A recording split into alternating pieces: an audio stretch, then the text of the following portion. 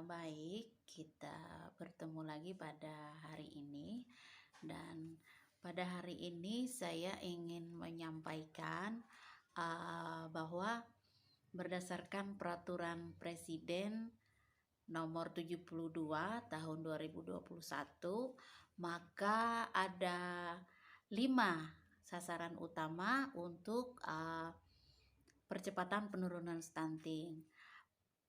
Sasaran yang pertama itu adalah remaja, kemudian lagi sasaran yang kedua itu adalah calon pengantin, kemudian sasaran yang ketiga adalah ibu hamil, sasaran yang keempat adalah ibu menyusui, dan sasaran yang kelima adalah anak 0 sampai 59 bulan.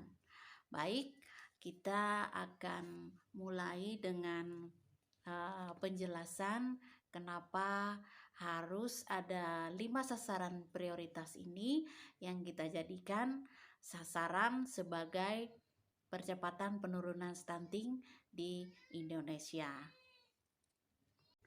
Baik, remaja adalah di mana masa peralihan dari anak-anak menjadi seorang dewasa, yang mana usia untuk remaja berdasarkan WHO atau Badan Kesehatan Dunia itu adalah berdasarkan usia itu dari usia 10 sampai 19 tahun, dan remaja kita ini mengalami pertumbuhan dan perkembangan fisik.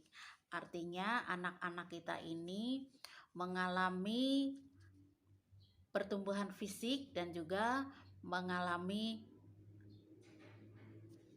perkembangan psikologi. Dan remaja kita ini dalam kesehariannya itu pasti juga menemui berbagai macam hal seperti itu, karena transisi dari masa anak-anak menjadi dewasa ini juga sangat menentukan untuk masa kedepannya, di mana peran orang tua, peran guru, kemudian lagi peran media sosial, media cetak, dan juga peran remaja itu sendiri sangat menentukan supaya tidak terjadi stunting di depan seperti itu. Kemudian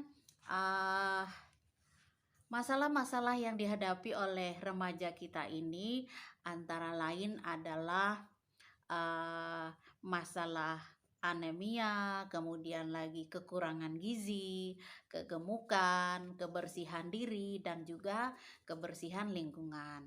Maka beberapa hal ini yang mempengaruhi perkembangan remaja kita, sehingga Peraturan Presiden ini menjadikan sasaran pertama itu adalah remaja, karena remaja kita yang terutama untuk remaja putri yang mengalami anemia, maka dia akan menjadi calon ibu yang juga akan bisa menyebabkan anak yang dilahirkan mengalami berat lahir rendah. Ini adalah penyebab terjadinya stunting di wilayah kita seperti itu. Baik, sasaran yang kedua itu adalah calon pengantin. Nah, di mana calon pengantin kita ini dijadikan sasaran yang kedua oleh Peraturan Presiden Nomor 72 Tahun 2021 ini, karena calon pengantin itu juga harus diberikan pemahaman yang terus-menerus ataupun masif mengenai bagaimana menjaga kehamilan, bagaimana resiko tinggi terhadap kehamilan, kemudian juga kekurangan energi kronis, kemudian juga gizi selama menjaga kehamilan.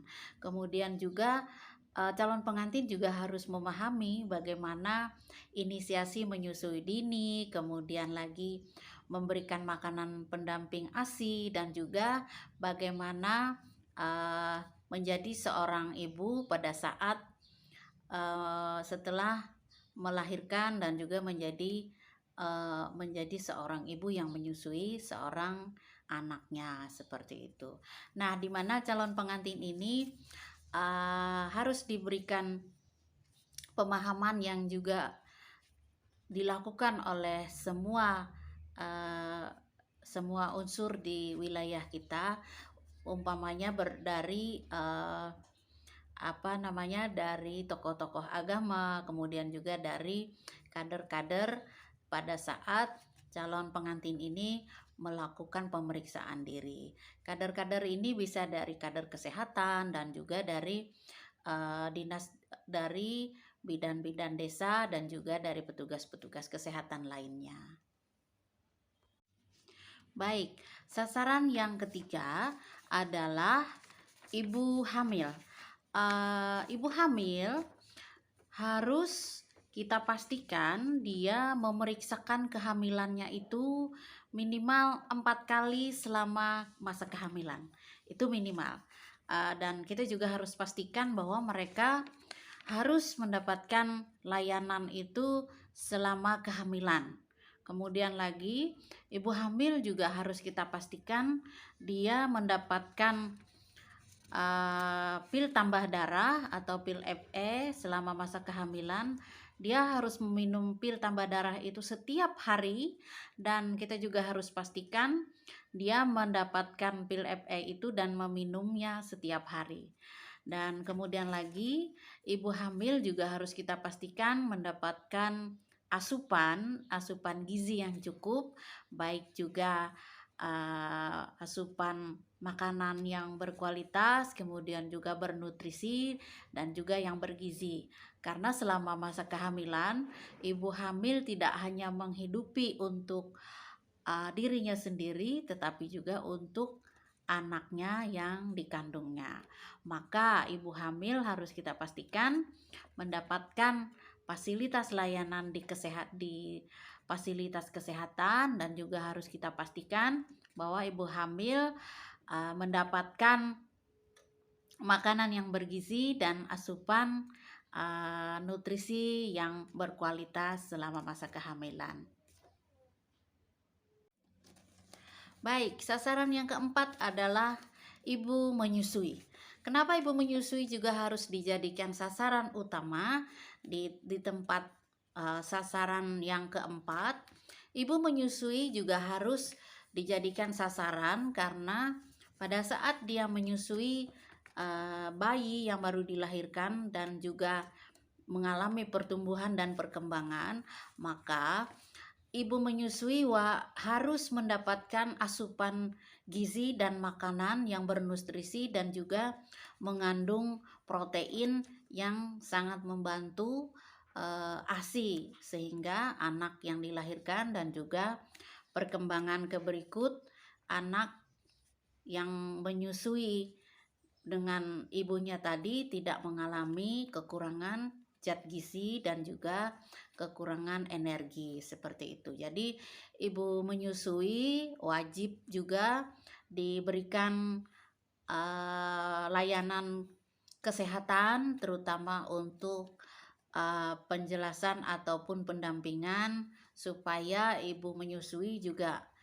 mengetahui bahwa untuk memberikan ASI eksklusif selama 6 bulan itu dia harus mendapatkan asupan gizi, makanan yang bernutrisi yang juga menjadikan ASI sangat berkualitas untuk bayi yang baru dilahirkannya, dan sehingga pada saat dia berusia 2 tahun tidak mengalami kekurangan energi kronis, karena dia sudah mendapatkan ASI yang cukup, ASI yang berkualitas. Dari 0 sampai 6 bulan si bayi tidak mendapatkan zat apapun, hanya mendapatkan ASI yang benar-benar air susu ibu yang tidak dicampur dengan apapun, seperti itu. Maka ibu menyusui menjadi target sasaran keempat untuk peraturan presiden kita yang dikeluarkan di tahun 2021 ini untuk penurunan percepatan stunting.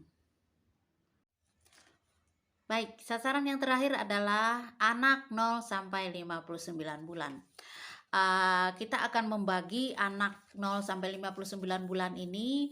Yang pertama itu adalah anak atau masa-masa emas untuk tidak terjadinya stunting itu dimulai dari 1000 hari pertama kehidupan, di mana 1000 hari pertama kehidupan itu termuat atau termasuk bayi 0 sampai 24 bulan.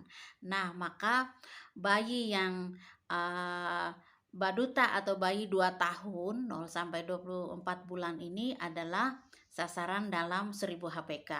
Nah, kenapa harus dijadikan sasaran utama? Karena bayi 2 tahun kita ini harus kita lakukan, harus kita pastikan bahwa mereka mendapatkan layanan maupun juga asupan gizi dan nutrisi yang cukup dan berkualitas. Kemudian untuk anak balita bayi 5 tahun dari usia 25 bulan sampai 59 bulan itu adalah usia di PAUD. Kemudian lagi anak-anak kita ini juga harus kita pastikan mendapatkan asupan gizi dan nutrisi yang menunjang untuk pertumbuhan fisik dan juga perkembangan psikologinya. Baik itu perkembangan psikologi maupun juga perkembangan motorik untuk pertumbuhan dan perkembangannya ke masa depan.